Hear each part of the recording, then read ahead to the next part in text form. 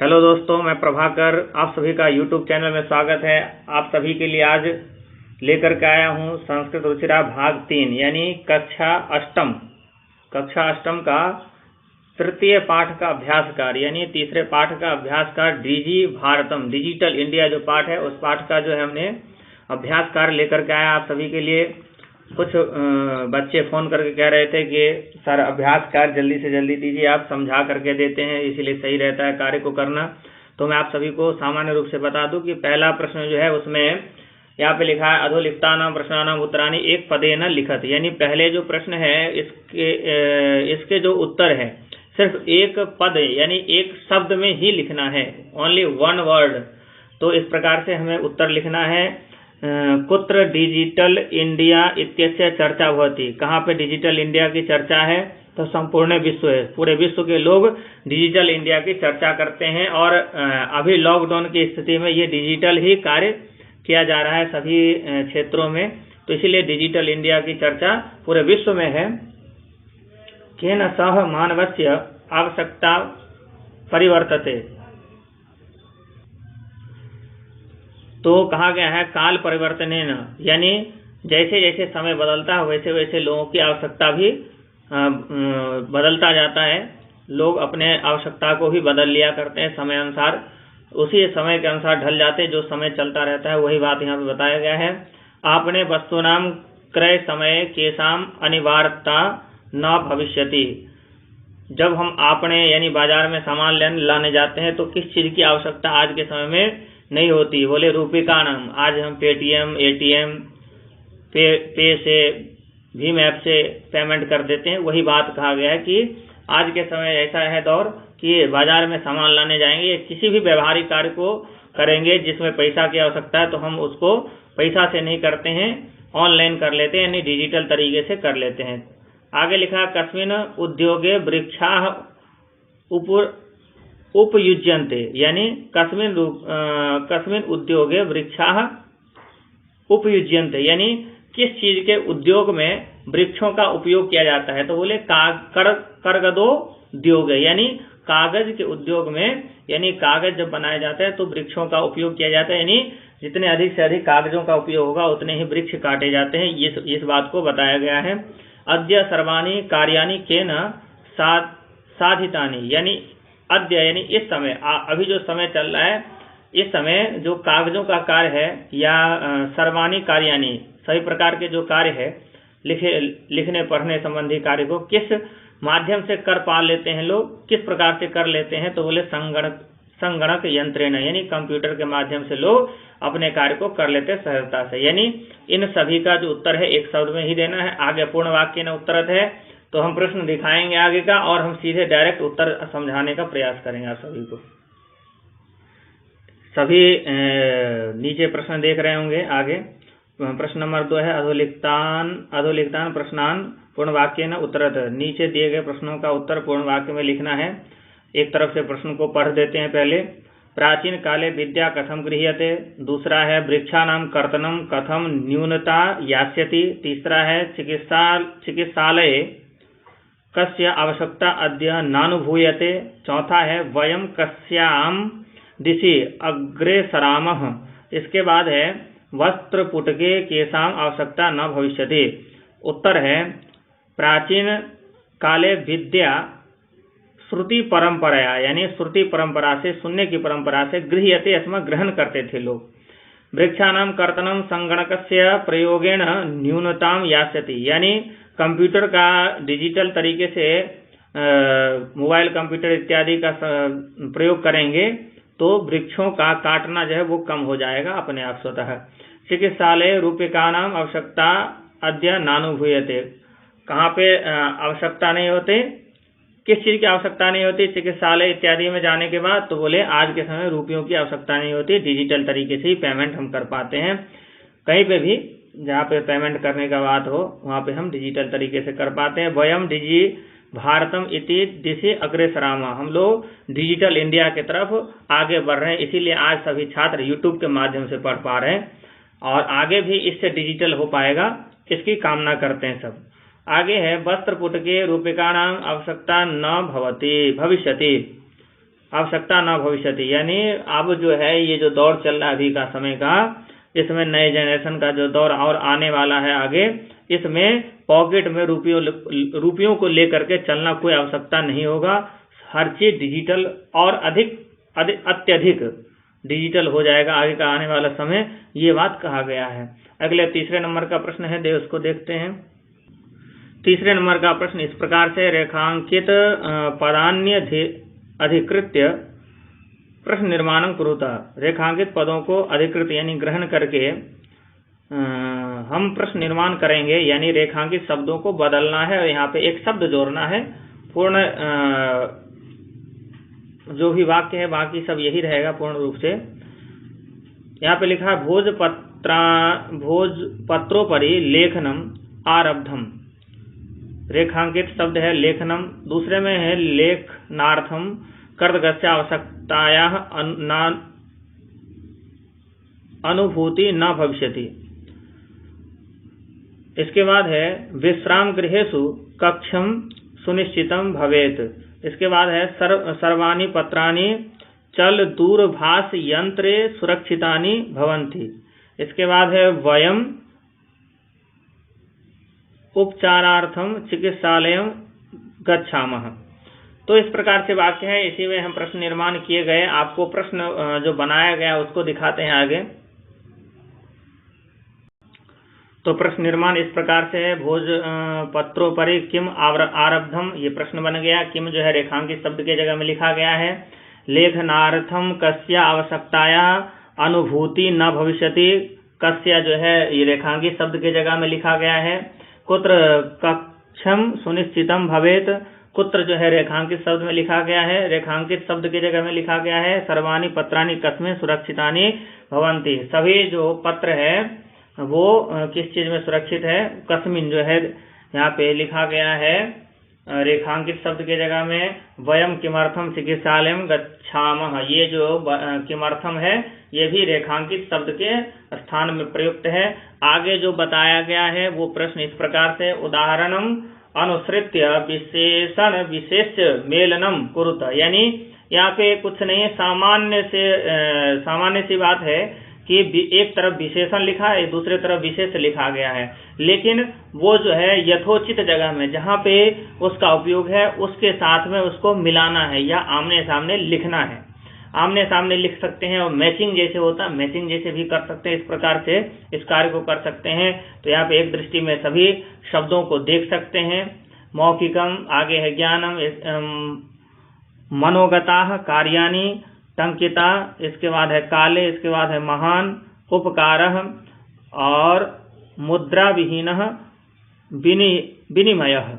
अब इसको हम यथोचित जहां पे जिसका उपयोग है वहां पे लगाएंगे। आगे देखते हैं, इसका उत्तर नीचे दिया गया है।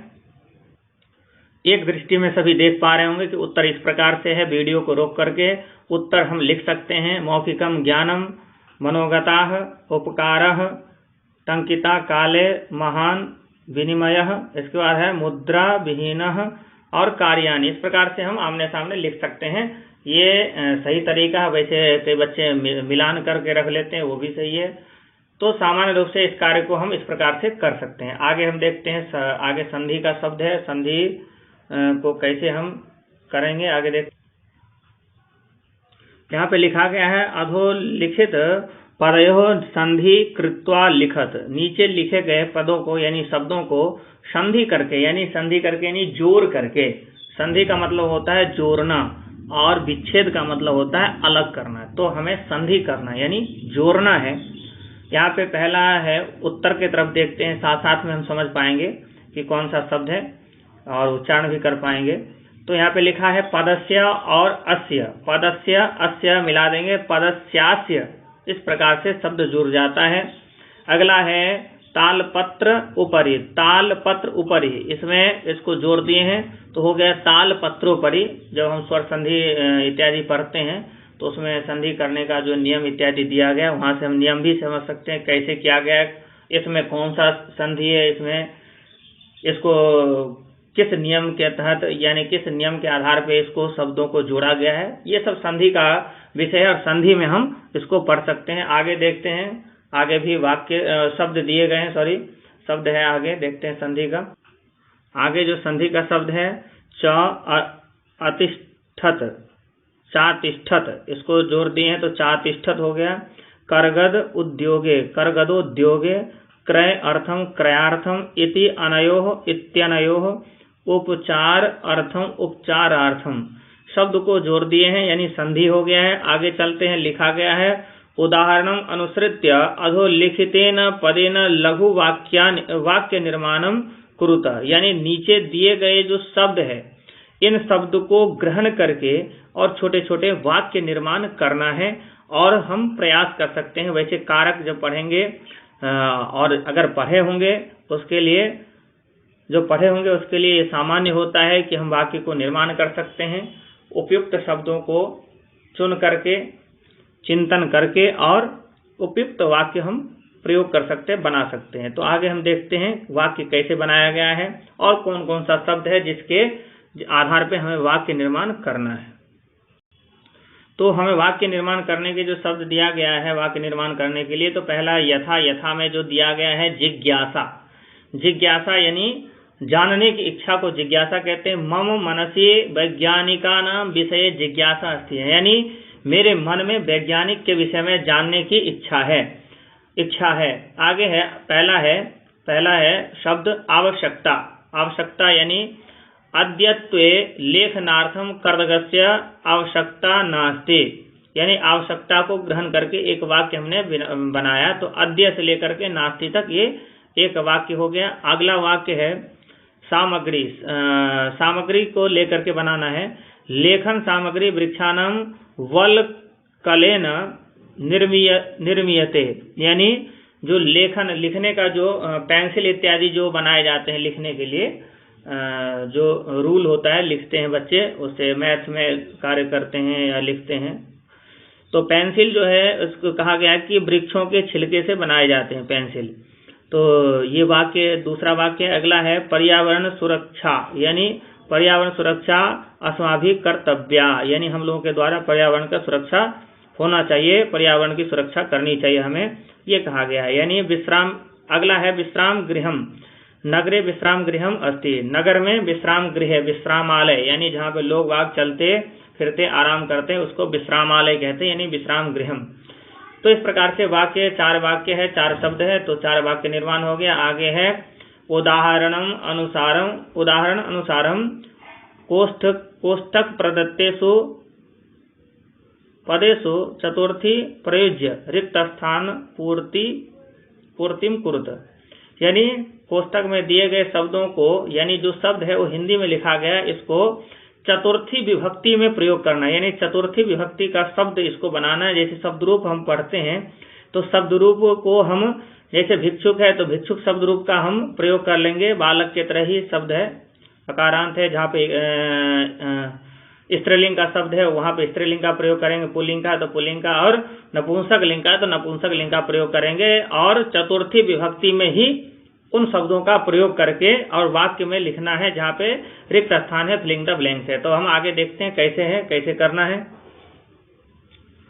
आगे लिखा गया है छात्राय पुस्तकम देहि, यहाँ पे जो है छात्राय पुस्तकम देहि, ये पहला वाक्य। वैसे इससे पहले यथा वाले हम देख सकते हैं भिक्षुकाय धनम दातुम नहीं ददातु, सॉरी, भिक्षुकाय धनम ददातु, भिक्षुक के लिए धन दो। भिक्षुकाय चतुर्थी विभक्ति का एक वचन है भिक्षुक शब्द का। तो इसी प्रकार से हम छात्र शब्द है ब्रैकेट में दिया गया सभी वाक्य के साथ हमें साथ ही साथ हिंदी का शब्द है उसको चतुर्थी में प्रयोग करना है। तो यहाँ पे छात्र है, छात्र को छात्राय करके छात्राय पुस्तकम देहि, छात्र को पुस्तक दो। दूसरा है अहम निर्धनाय वस्त्राणि ददामि, मैं निर्धन को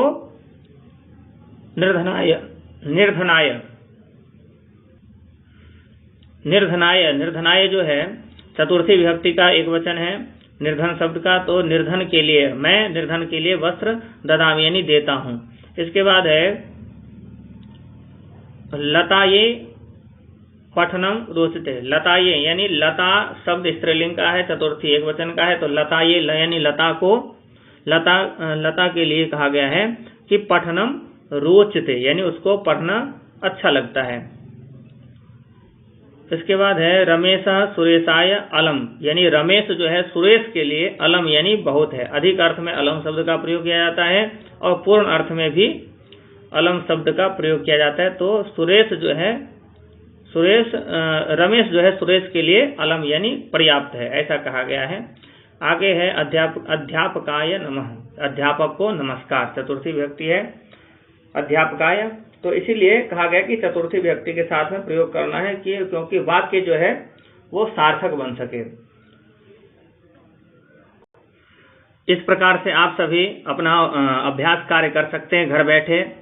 और एक संदेश देना चाहता हूं आप सभी को कि घर पे ही रहें, सुरक्षित रहें और किसी भी प्रकार से अध्ययन अध्यापन में लगे रहें ताकि आपका मन भी लगा रहे। और जो कार्य करने का जो तरीका है आप सभी जानते हैं।